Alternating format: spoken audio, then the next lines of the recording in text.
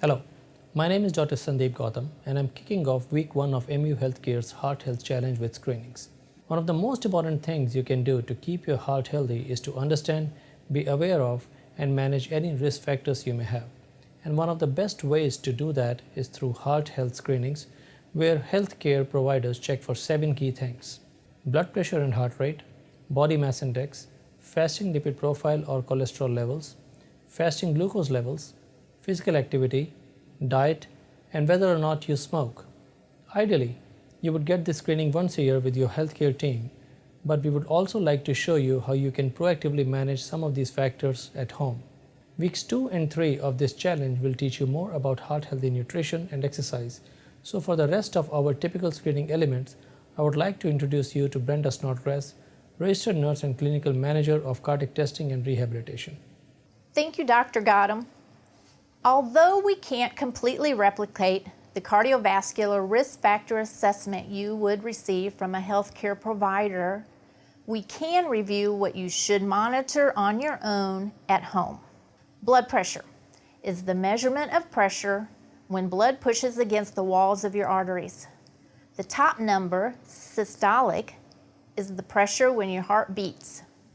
The bottom number, diastolic, is the pressure at rest between beats. Blood pressure can be checked using an automated cuff at home. A cuff can be purchased for $25 or $30. Or blood pressure cuffs are available to use at most grocery stores or pharmacies. Sit up straight, feet flat on the floor, and arms supported on a table at heart level. Slip your arm through the cuff. Have the cuff rest on your upper arm with the arrow pointing down to the bend of your arm. Tighten the cuff so it doesn't slip down. Press start. You want your blood pressure to be under 130/80. If it is, no need to check it again for another 6 to 12 months. If the top number's over 130 or the bottom number's over 80, you have a raised blood pressure and need to reach out to your provider to discuss your risk and more frequent monitoring. Resting heart rate is the number of times your heart beats per minute. As you age, changes in rate and regularity may signify a condition that needs to be addressed. Your resting heart rate is generally between 60 beats per minute and 100 beats per minute, though a heart rate as low as 40 or 50 beats per minute can also be normal for some people due to medications or regular physical activity. If you have walked, climbed stairs, or exerted yourself, or have consumed caffeine, wait 1 hour before taking your pulse. It's important to note the heartbeat should have a regular rhythm. Atrial fibrillation, or AFib, is a quivering or irregular heartbeat that can lead to blood clots, stroke, heart failure, or other heart-related complications. Place your index finger and your middle finger on the inside of your wrist, thumb side, and find your pulse. Once you feel the beating, start a timer, count for the number of beats that occur within 30 seconds, then multiply that number by 2. You could also count for the full 60 seconds. Is your heartbeat regular? If your heart rate consistently falls below 60 beats per minute and you're not in the categories I mentioned earlier, or above 100 beats per minute, or your heart rhythm is irregular, it's time to call your provider. The next risk factor you can measure at home is your weight. More specifically, your body mass index, or BMI. Calculated with your height and weight, BMI is an estimate of body fat and can be used to gauge your risk for heart disease. All you have to do is weigh yourself and use a BMI table, like the one on our downloadable tracker, to find your number. It's important to note that BMI numbers aren't perfect estimates. Those with a muscular build may have a higher BMI and be completely healthy, while those with extra body fat and minimal muscle may have a normal BMI, but a higher risk of heart disease.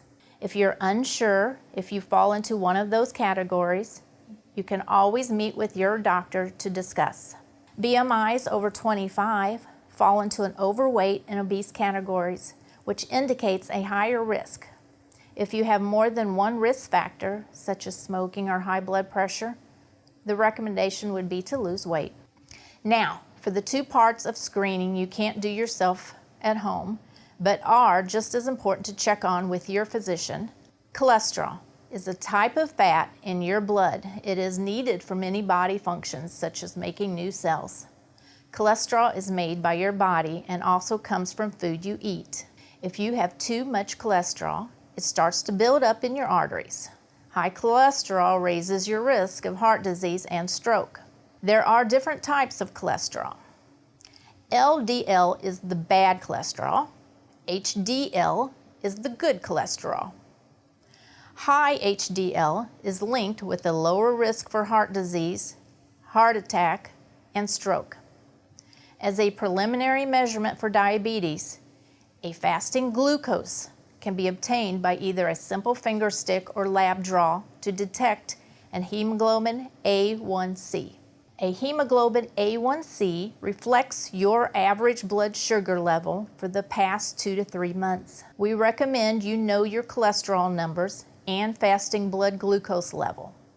If you have not already done so, make an appointment with your healthcare provider to obtain a yearly screening. Thank you for taking part in week 1 of our Heart Health Challenge.